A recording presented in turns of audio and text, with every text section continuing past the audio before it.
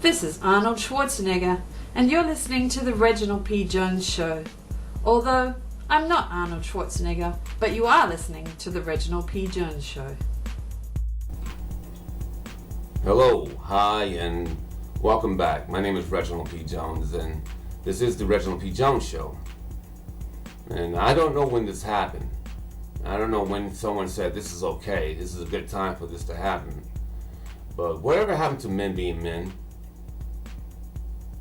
I'm serious. Remember the old days where if you had a difference of opinion with another man that you can voice those opinions to another man?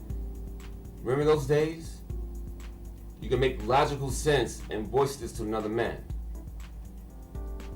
But if you did that today, these young men would go get a gun and shoot you to kill you because of whatever you said to him. The fact that you said something to him, he's already wants to have a fight and he wants to go get his gun because of the second problem with having a disagreement with another man is the fact that that man gets so hurt he has to go get a gun to try to kill you. He becomes so emotional about the things that you're saying to him that he has to go get a gun to stop having his feelings hurt. When did guys get so goddamn sensitive? I don't understand. When is this okay? Why isn't every man in society saying, dude, that's wrong. Dude, you don't go get a gun because that man has a disagreement with you and he's only talking to you?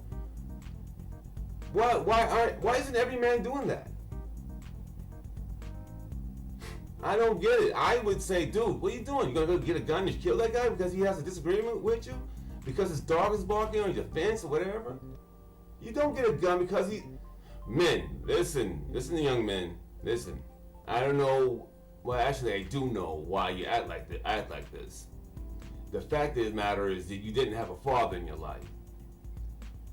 That's really the answer, and a father would have showed you that it's okay to have the feelings that you have, but to work it out through your words, to voice your opinion, to listen to his opinion coming back and try to work out some kind of logical conclusion. This is what men do.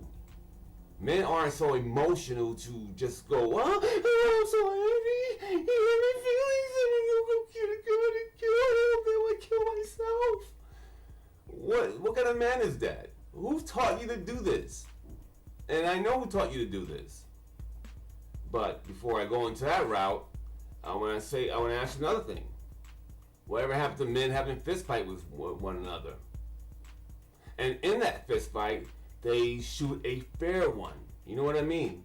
Like, fight starting, and each guy knows that they're going to fight, and they are with their hands up, coming towards each other. That's a fair one. When did that not be okay?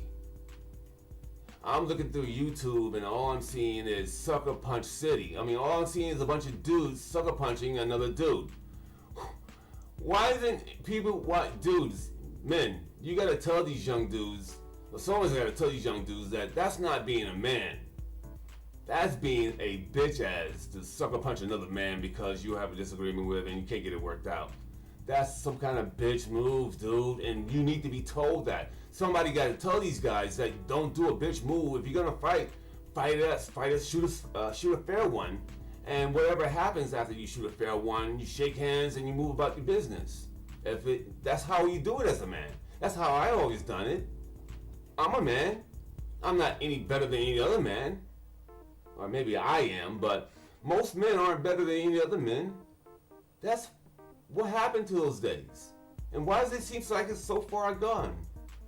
Those days. And I'll get to that. The fact of the matter is these young men are being raised by mom and grandma with no man in sight. This is the black community right now, present day.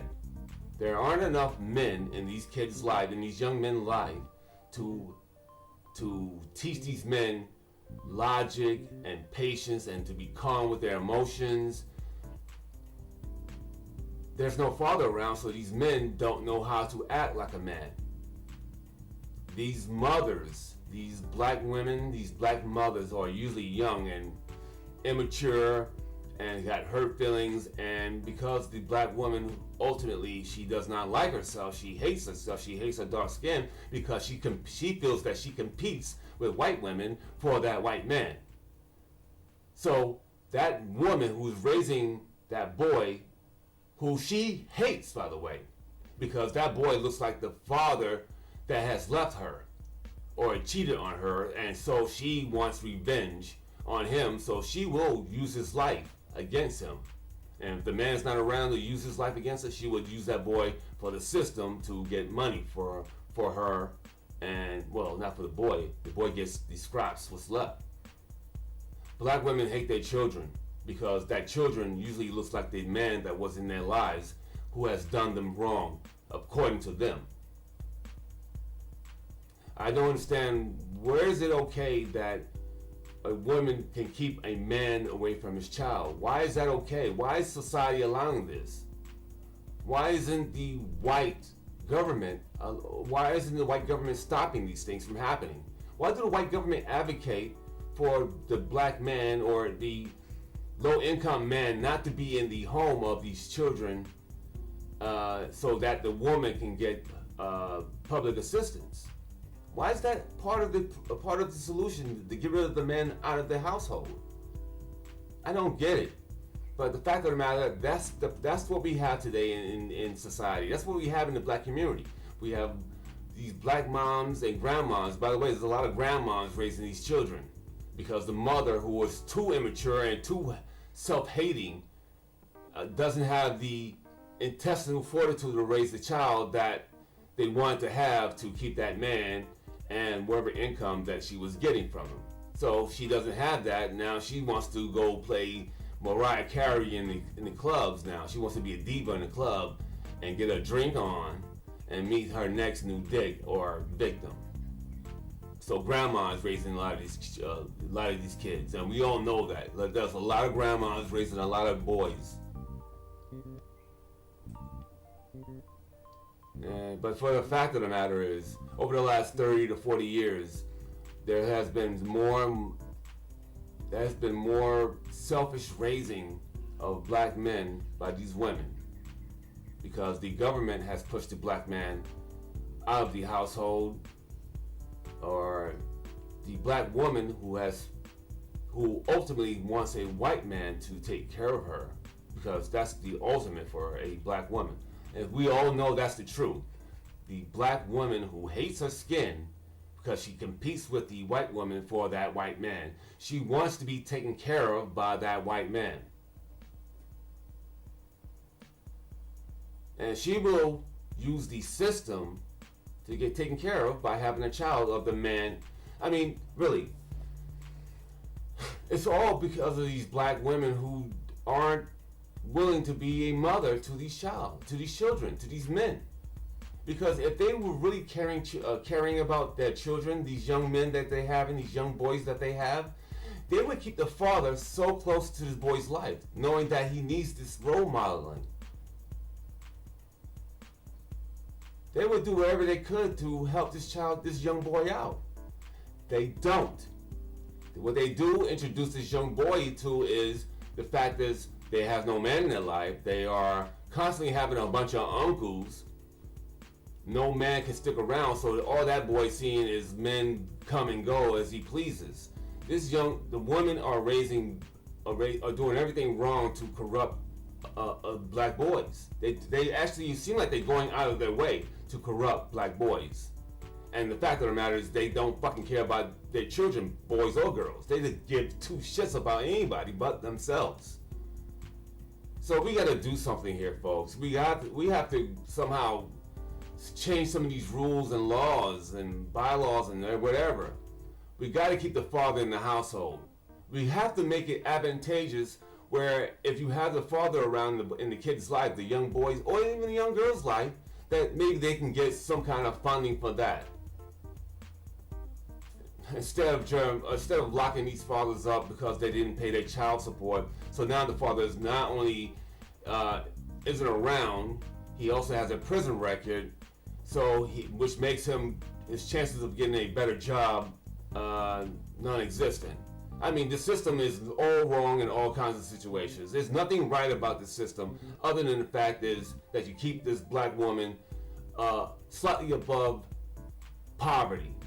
But she's living in poverty, basically. But she'll keep having more and more kids to lift up herself because it's really about her. She needs to feel good about her. The system is all wrong, is all geared wrong, is all going the wrong way. Our politicians have let us down. The fact of the matter is we don't ask our politicians to do anything for us anymore. They work for us, but we don't ask them to do anything. These aren't the days of Martin Luther King and Robert Kennedy and John Kennedy, where we asked them for our rights. We asked them for equal footing in the world. We aren't doing that because we don't require that from ourselves. We don't require any kind of discipline from the government because we don't require it from ourselves because there aren't a lot of men sticking up for this situation. There aren't a lot of women, people to say, hey, this shit is all wrong. We got to stand up and say, this shit is wrong. We got to do something now. We are killing a community, little by little. We are killing the community. Or maybe I just don't know what the fuck I'm talking about, and it's okay for men to act the way they do. Men who are running around Chicago killing each other at a fucking genocidal rate. That's okay. I just don't understand why is this okay? Why is this acceptable? Why isn't anyone saying anything? Why isn't the white media saying anything? Because they should say it too. Because as a media outlet, as a media, you just voice the facts. But this is not being voiced out. It's not. No one's speaking about it except for a few people online. Tommy Sotomayor is speaking about it. That's one of my dudes. That's one of the guys I follow on Twitter. It's like he's like the only real person that I follow on Twitter. I mean, I might have some followers, but I don't follow anybody. Actually, I don't follow lots of people. But if I follow one guy, it's be Tommy. I look at his tweets and I see some shit. He's the only guy I would follow, period. And I look at all his videos. The guy's speaking the truth, and he's right on point with a lot of shit he says. There aren't too many people speaking about these situations of the black community or poor communities.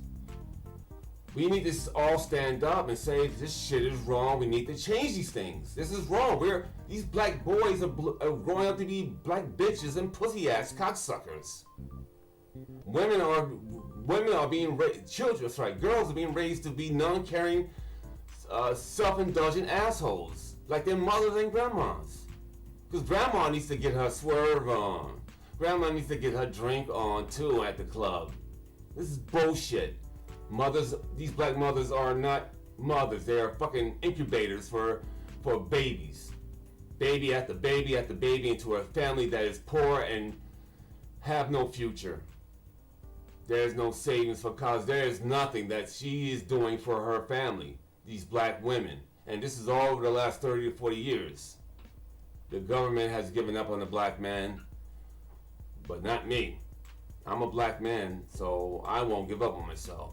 And if you're speaking about me, like what gives me the right to speak about these things? And just because